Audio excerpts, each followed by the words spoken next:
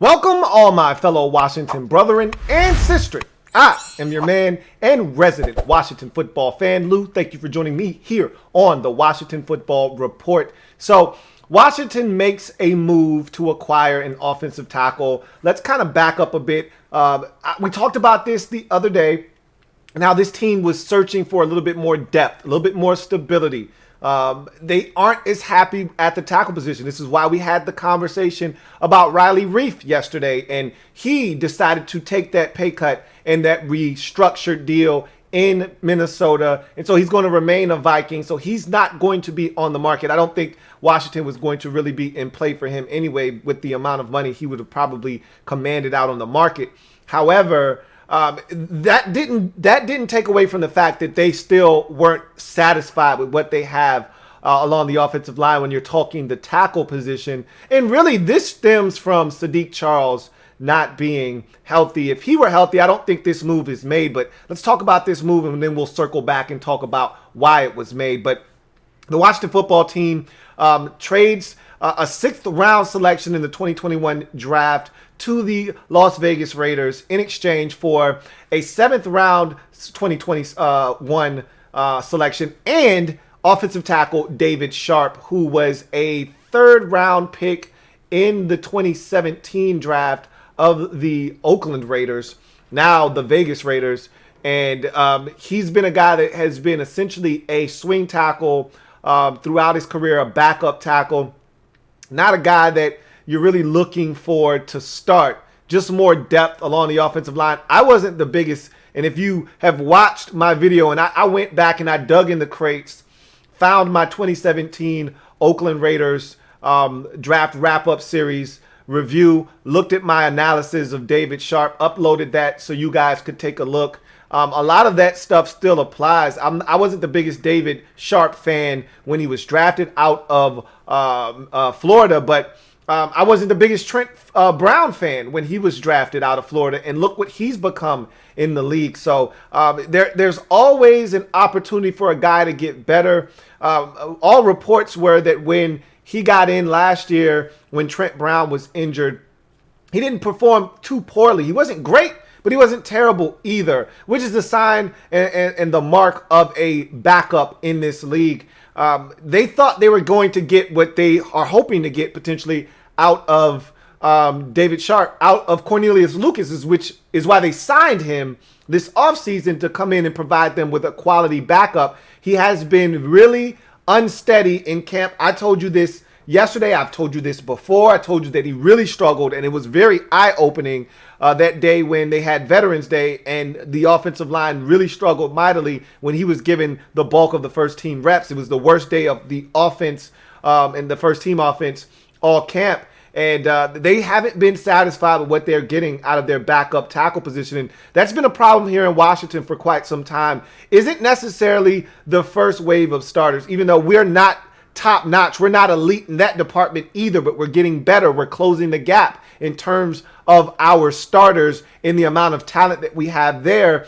It's when we lose our first line starters. It's when those first 22 guys that we deem to be starting material on this football team start to get chipped away at, and you start having to tap into your depth. That's when we've been exposed because we're not strong enough as a football team there.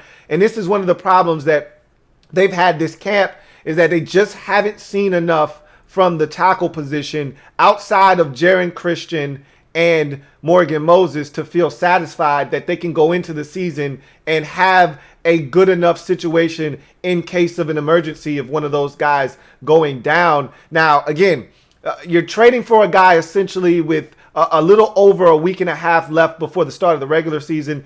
You've given up a sixth-round pick, and really what you've done is you've moved back around essentially. So you're swapping late-round picks and you're getting a player. So really no harm, no foul done here. He's going into the final year of his contract. So for all intents and purposes, it's a chance for Washington to get a look at him and see, is this the last year of his contract? He was in the 2017 NFL draft. So yes, 2017 season, 2018 season, 2019, this is the final year of his deal. So you get a look at a guy going into the final year of his deal, see if he can provide anything for you from a backup depth perspective. If you really like what you see, maybe he's back here long term on a 3-year deal after this season is up. If you like what you see, if you don't, you part ways with him in the offseason, you keep it pushing, and you don't really lose anything because of it. So it's worth the roll of the dice. The real question now becomes, is this move signifying the end of Cornelius Lucas' brief tenure as a Washington football team member? That's the real question, is does this move, this trading for David Sharpe, does this signify the end of Cornelius Lucas' tenure here in Washington? It was brief, if it is nearing its end, but he did not prove to them what they thought they were getting when they made the move to sign him in the offseason. And I'm thinking that this move gives them a guy that they're going to try to see if they can get something out of it. Now, essentially what you're talking about is a week he's got to prove that he's an upgrade over Cornelius Lucas. If he gets out there and he struggles mightily in a few days of practice, they may say, okay, we're probably better off with what we already have. But I surmise that they're going to bring this guy in. They probably know what he is able to provide. They've watched tape on him, obviously. They've seen him. He's got 4 career NFL starts. So he's capable of coming in a pinch and giving you some quality snaps. And if they're comfortable with him more so than Cornelius Lucas, I don't anticipate them keeping him and Lucas, because remember, they're not cutting Sadiq Charles. No matter how banged up he's been and the lack of practice that he's provided them with, he's not getting cut. He's going to be on the roster. So you've got to think that they're only keeping 3 tackles, or 4 tackles, excuse me. The 2 starters in Jaron Christian and obviously Morgan Moses. And then Sadiq Charles is going to be kept. And you've got to assume that the other guy is going to now be David Sharpe. So I think this is the beginning of the end of Cornelius Lucas in Washington. We'll see. You know, they could decide to go with 5 tackles. I just don't see that happening. Again, I think this team is set up to have 9 offensive linemen. Right now, there were 8 guys that we were staring at. So there is a distinct possibility that they could decide to go with 5 tackles instead of 4. And they have space for both Lucas and, Sharpe, David Sharpe, because when you look at this offensive line, we were debating on whether they would keep 8 or 9 guys. We feel like they've got space for 9 players, but really after 8, you don't really feel the need to push it out to 9. Maybe now with David Sharpe, you go with that 9th offensive lineman. You go with that 5th tackle. You keep Cornelius Lucas on the roster, and that's how you go about your business heading into the 2020 NFL season. A lot of questions, not a ton of answers right now, but we'll get those answers come Saturday, 4 p.m. We'll find out what exactly this move means moving forward, and does this mean the end of Cornelius Lucas on the roster, or are they just adding more depth? Lucas isn't going anywhere. They're going to add David Sharpe to the mix. Obviously, Sadiq Charles is going to be in that mix, and they're going to roll with their 2 starters in Morgan Moses and Jaron Christian to make it 5 tackles, making the 53-man roster. So many questions, not a ton of answers at this point, but this is a guy that comes in. He is not a starter, nor is he starting material, but he could serve as a quality backup. I wasn't the biggest David Sharpe fan when he was coming into the league out of Florida. I haven't been watching a ton of him. I called my Raider buddy. He said, look, this guy is nothing more than a swing tackle, nothing more, nothing less. He's solid. He's not a world beater. Sounds exactly like what I described when he was coming out. I thought that he was going to be kicked inside to guard more likely because he was slow of foot. I don't know if that has changed. He slimmed down a bit when he was coming into the league. He was north of 340. He's supposed to be down to about 330 now. So maybe he's a little bit more agile than he was coming into the league out of Florida. I can tell you this much.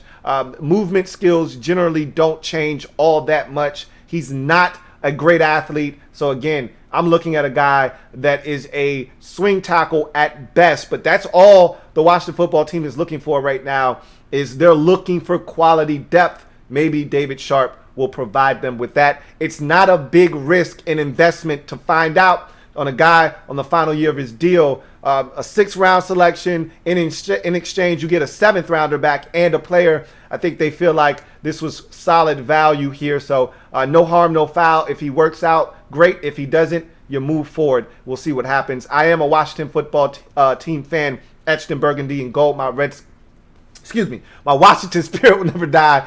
Washington spirit will never fold until we meet again. Hail to our beloved Washington football team. I thank you guys for joining me. Check out the video I did on David Sharpe, ages ago, eons ago. And we'll talk more about this transaction and other moves made by the team recently coming up here in a bit. Also, make sure you're checking out all of the things that the Louie T Network has to offer, including merch that's available. I've talked about all of the merch that we have on the site available, LouieTeeNetwork.net. Also, down in the link below is a description below, are 2 links that you can go to either one and shop the merch. Got some exclusive Washington football team merch on the site as well, so check that out. Make sure that you're not missing out on any of the LTN exclusives that we have available, whether it's the Soul Survivor pool, whether it's the Winners and Losers League, or the weekly pick'em pool.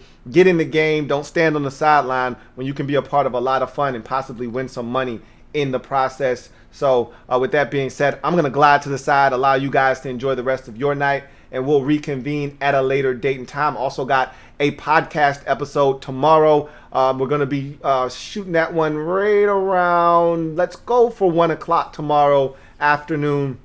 So tomorrow is Wednesday. You know what it means on Wednesday on the pod. It's social media maneuvers, so you guys get your questions ready. If you want to chop it up with your man Louie T, tomorrow's the day to do it on the podcast, as I will open the floor to you guys. So hoping you guys join me for the Louie T Network podcast tomorrow live. In any event, you guys enjoy the rest of your night. Stay safe. We'll reconvene later. You guys have a good one. Take care.